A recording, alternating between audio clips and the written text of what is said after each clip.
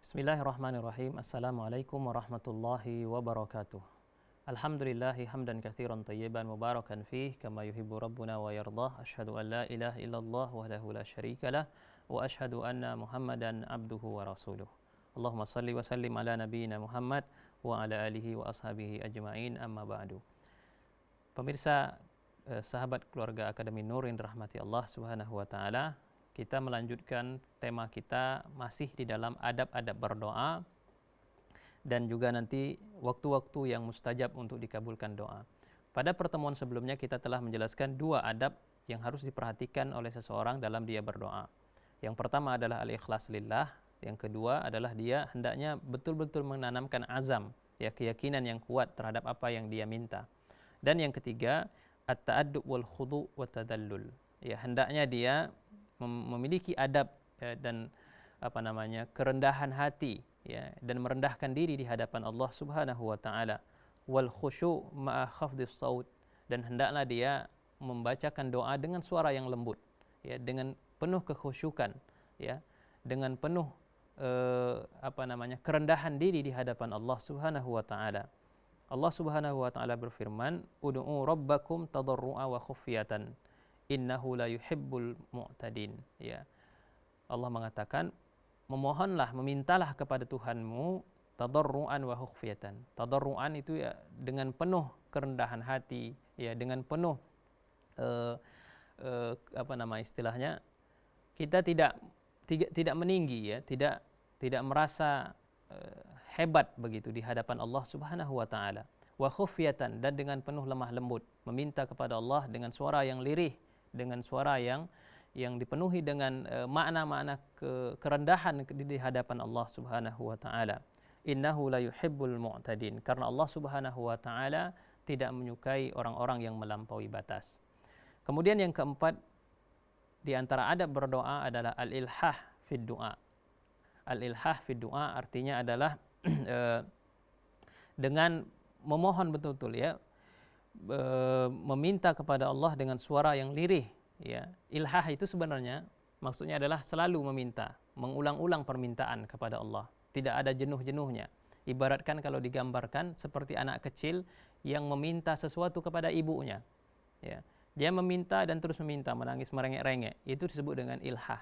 Begitu juga kita berdoa kepada Allah Subhanahu wa taala, hendaknya kita melakukan ilhah, ya, merengek di hadapan Allah Subhanahu wa taala, meminta agar doa kita dikabulkan oleh Allah. Namun ini bukan bermakna kita memaksa Allah, ya, untuk menjawab doa kita. Ini adalah artinya kita betul-betul menunjukkan bahwasanya kita betul-betul mengharapkan agar doa tersebut dikabulkan oleh Allah. Ibnu Mas'ud mengatakan, wa kana an-nabiy sallallahu alaihi wasallam idza da'a salasan. Dahulu Rasulullah sallallahu alaihi wasallam kalau dia berdoa, dia selalu mengulang doanya itu sebanyak 3 kali. Ya. Wa idza sa'ala salasan. Kalau dia meminta sebanyak 3 kali, ya. Jadi ini menunjukkan ketika kita meminta sesuatu tidak cukup hanya sekali saja. Ya Allah, misalnya, ampunilah dosaku. Sekali saja. Ini tidak sepantasnya. Ya, harusnya kita mengulang-ulang doa tersebut, bahkan kita hadirkan hati kita, bahkan kita kalau perlu kita merengek di hadapan Allah Subhanahu wa taala, ya, dipenuhi dengan rasa tangis dan tentunya dengan suara yang lemah lembut. Kemudian yang kelima adalah adamul istijal fil ijabah. Tidak minta terburu-buru, ya, untuk dikabulkan. Tidak minta agar doa kita segera dikabulkan. Rasulullah sallallahu alaihi wasallam mengatakan, yustajabu li ahadikum. Ya, doa setiap orang di antara kalian akan dikabuli malam yu'ajjal, selama dia tidak minta untuk disegerakan, ya. Yaqulu da'autu wa lam yastajib li. Ya, bagaimana bentuk orang yang istijal, yang terburu-buru, adalah orang yang mengatakan aku sudah berdoa tapi belum sampai sekarang belum dikabulkan. Ini termasuk adalah sikap dari terburu-buru minta dikabulkan segera oleh Allah Subhanahu wa taala. Jadi ini tidak dibenarkan. Jadi cukup kita berdoa saja kepada Allah. Soal apakah doa kita akan diterima ataukah tidak, maka kita tidak perlu mengatakan aku sudah berdoa tapi sampai sekarang belum juga dikabulkan, ya. Kemudian yang keenam Raf'ul yadain fid du'a, mengangkat dua tangan ketika berdoa. Ini termasuk di antara adab ketika kita berdoa. Wa qad kana Rasulullah sallallahu alaihi wasallam yarfa' yadayhi inda du'aillahi azza wa jalla. Ya, dahulu Rasulullah sallallahu alaihi wasallam selalu mengangkat tangannya ketika berdoa kepada Allah Subhanahu wa taala. Dan mengangkat tangan ini merupakan bentuk daripada kita betul-betul memohon kepada Allah, menunjukkan kerendahan diri kita di hadapan Allah Subhanahu wa taala. Kemudian yang terakhir, at-takhallus minal malil haram. Ini yang sangat penting sekali. Sebelum kita berdoa, pastikan kita sudah tidak lagi memakan makanan yang haram, memakai pakaian yang haram, atau menggunakan sesuatu yang haram pada diri kita.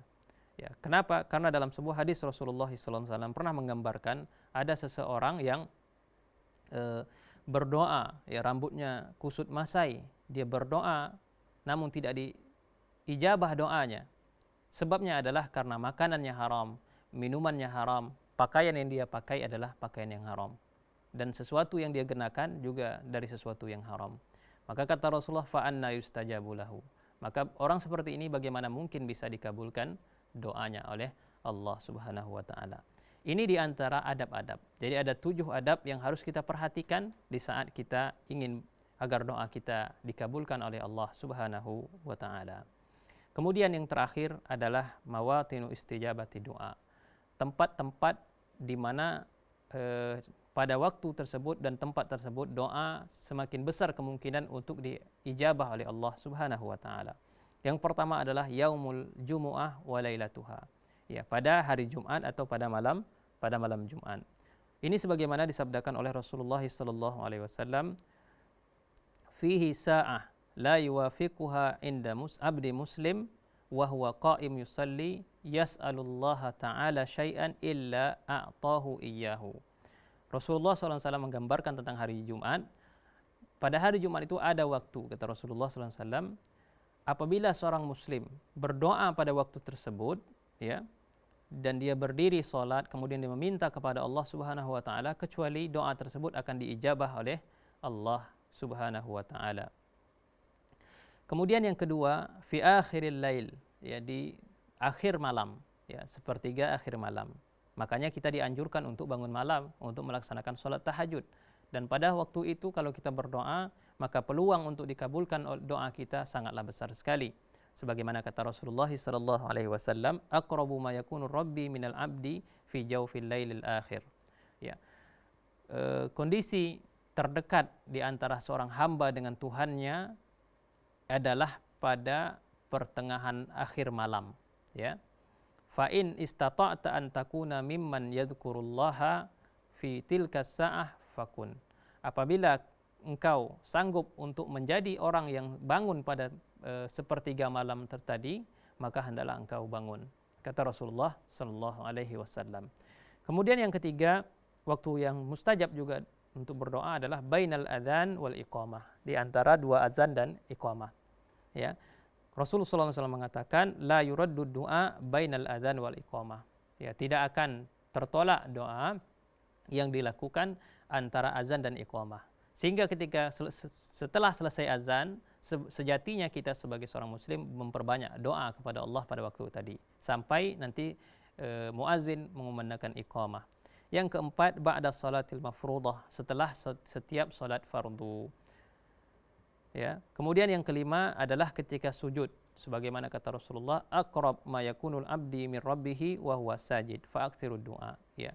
Kondisi di mana seorang hamba dekat dengan Tuhannya adalah juga pada saat dia sedang sujud kepada Allah. Maka ketika itu aksirud doa, banyaklah berdoa kepada Allah. Dan yang terakhir adalah fis safar, ya, di dalam perjalanan melakukan safar. Ya, ini diriwayatkan dari Abu Hurairah radhiyallahu anhu qala Rasulullah sallallahu alaihi wasallam, salasu da'awatin mustajabat. 3 doa yang akan besar kemungkinan diistijabah oleh Allah Subhanahu wa taala. La syakka fihinna, tidak ada keraguan di dalamnya. Da'watul mazlum, doa orang yang dizalimi, wa da'watul musafir, doa orang yang bersafar, wa da'watul walid ala waladihi, dan doa seorang orang tua kepada anaknya.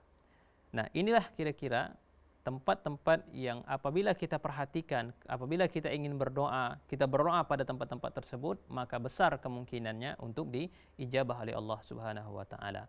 Demikian yang bisa kita sampaikan, mudah-mudahan bermanfaat. Subhanakallahumma wa bihamdika asyhadu an la ilaha illa anta astaghfiruka wa atubu ilaik. Assalamualaikum warahmatullahi wabarakatuh.